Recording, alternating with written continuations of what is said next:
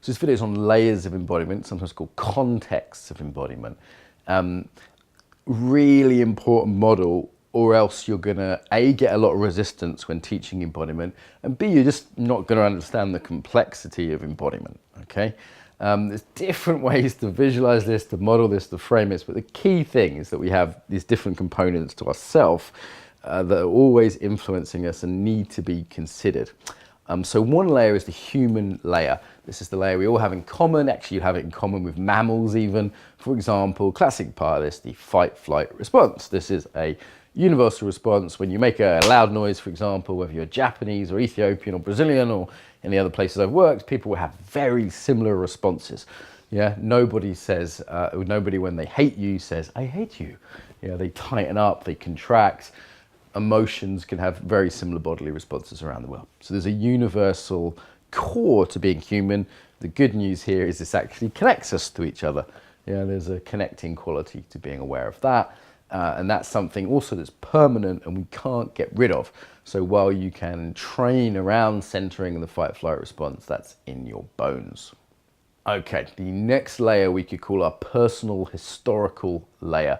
So this is when people talk about embodiment, like what does he embody?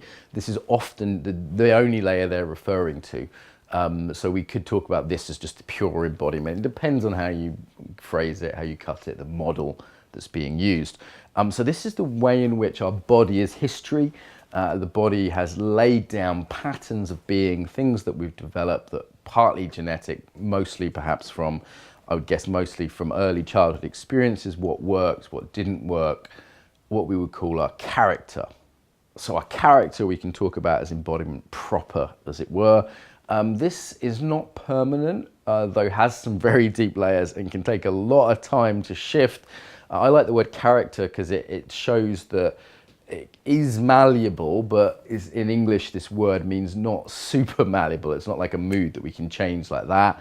And this is why the idea of practice is so important, or building character. This takes time.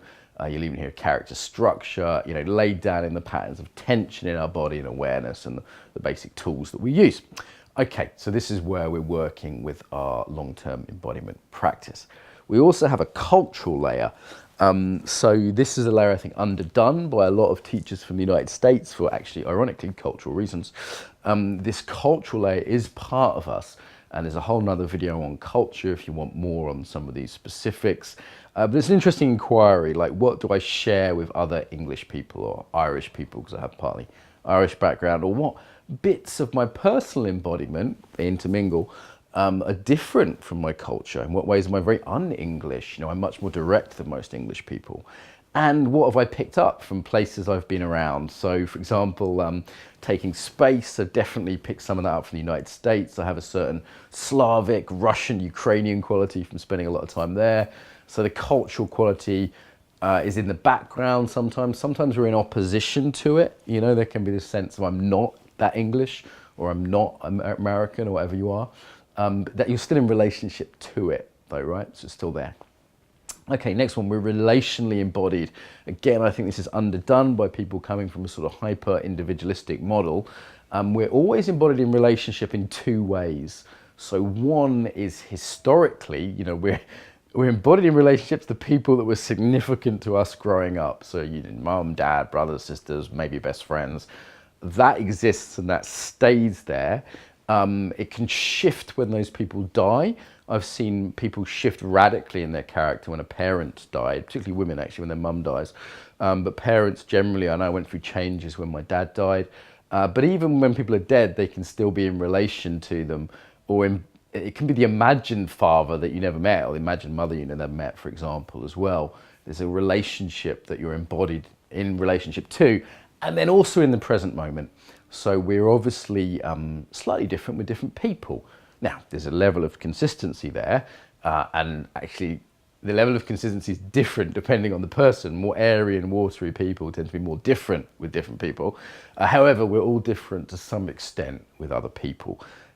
So what does this mean? Like, I don't know, with my niece, it might bring out my caring side. With my wife, it might bring out my sensual side. With my best friend, it might bring out a funny side. With another friend, it might be more serious. as a teacher, that sort of authority piece, I'm good at that, but it particularly comes out when I'm teaching. I might not be so, in an authority mode if I'm with my teacher. Actually, I remember some EFC students were on a course, and one of my Aikido teachers, Maria, she turned up one lunchtime, because it happened to be near her house in Brighton, the course, and I had lunch with her, and my students were around, a few EFC students were there, and they were deeply surprised because I was like very humble and referential and respectful, and they're like, wow. And I'm like, yeah, she's my Aikido teacher. It's a different self. The same when people see me with Paul Linden, my teacher, they see a different kind of side of the character. People tend to overemphasize their own situational variables and underemphasize other people's. We tend to like to put people in simple boxes and not see the complexity of their relationships. And the next layer is the situational layer. So what are they doing at that time? The situation they're in. If you're, I don't know, shopping, you're going to be different than if you're on a Sunday afternoon than you are on a Monday morning, or, it's different situations we're in. We're embodied differently. And this, of course, relates to this final layer, which is the environmental context, which is time-bound and environmental. So the weather, for example, today is a bit gloomier than yesterday when we were filming. And I can actually feel that in my system. I'm like a bit more down. Yeah, when I go to a sunny place, you've probably had this experience on holiday, the sun goes on your skin, you relax and open up. That's a natural consequence to that physical environment, and this can interact with the cultural environment. You'll see that North European cultures are less emotionally expressive than South European cultures. This seems to be same in North and South America. This seems to be environmentally linked. But just in the moment, like when you walk into a cathedral, do you expand? When you're in a crowded room, how does that affect you?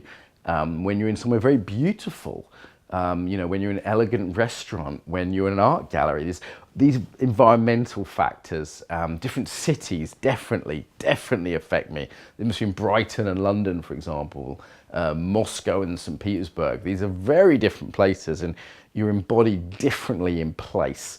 So this is some of the environmental link to embodiment as well, how place is affecting us, whether you're sat on a hard chair, there's various studies on this. So we always need to remember all these different layers with embodiment. If we don't, we're going to oversimplify things, yeah? We're also going to caricature people unfairly. So if I meet someone for the first time, let's say someone turns up to EFC or a course, first time I've met them, what am I looking at? Am I looking at them, the historical personal layer? Am I listening at them today? Maybe it's just a Monday morning and they're tired, they work really hard. Maybe they had an argument with their wife that morning. Maybe they're ill. Maybe they ate something. Maybe they didn't eat breakfast. There's so many, maybe it's their period. There's so many factors that go into it. Yeah, and I don't know what I'm looking at. However, if I see that person a few occasions, I can start to filter out the situational element. Yeah, if I see them in different relationships, I get a more rounder picture. It's like when you first, go with a boyfriend or girlfriend to their parents and you go, oh, okay, it's a different side of them. Or you see them with all their old friends, or you see them at work and you go, oh, that's a different side of them. You get to know that person in a more rounded way. And over time with students doing different activities in different locations, in different contexts, online, offline, you start seeing a more rounded person. So it's easier to put people in boxes if you're not understanding these different circles, understanding these different contexts that people are embodied in. The other reason this is important is you will get pushback unless you explicitly say this. So when you start talking about how we're embodied, people will always say, because we overemphasize the situational, there's studies on this, it depends. They'll say, well, I'm different on different days, and you'll be teaching 4 elements, for example, and people will say, well, I'm watery with some people and not with others. In itself, that's a watery thing, but anyway. And they're right, they're not wrong. They don't want to be put in a box. They don't want to be pigeonholed. So if you don't acknowledge that there's situational, relational, contextual, environmental factors, you're going to get pushback, and people won't. They'll use it as a way not to acknowledge character, which is also real. Yeah, so they're the reasons to understand this. It's pretty complex, and I think unless we acknowledge this complexity, we're not we're doing embodiment a disservice. So yeah, I hope this video fleshes that out. This is one of the fundamental models of EFC, so we'll keep coming back to it throughout the course in different ways.